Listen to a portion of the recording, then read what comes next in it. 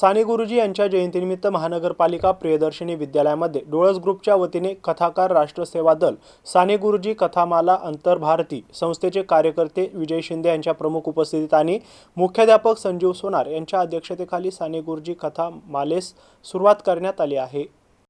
मनपा प्रियदर्शनी विद्यालयात आयुक्त तथा प्रशासक जी श्रीकांत, उपायुक्त अंकुश पांढरे यांच्या मार्गदर्शनाखाली विद्यार्थ्यांचा सर्वांगीण विकास होण्यासाठी सातत्याने नवनवीन विविध उपक्रम राबवले जातात। त्या अंतर्गतच साने गुरुजी कथामालेस सुरुवात करण्यात आली आहे। या प्रसंगी विजय शिंदे यांनी साने गुरुजी यांच्या जीवनातील अनेक प्रसंग विद्यार्थ्यांना कथेच्या रूपातून सांगितले। साने गुरुजी यांचे विचार विद्यार्थ्यांसाठी आणि समाजासाठी साने गुरुजींनी केलेलं कार्य याची माहिती दिली। कार्यक्रमाच्या आयोजनासाठी डोळस ग्रुपच्या स्मिता तांबोळी, शैलजा मुंशी, शैलजा सोनपेटकर, ज्योती भिलेगावकर यांनी प्रयत्न केले। कार्यक्रमाचे संचालन तेजस्विनी देसले आणि आभार प्रदर्शन स्मिता मुळे यांनी केले।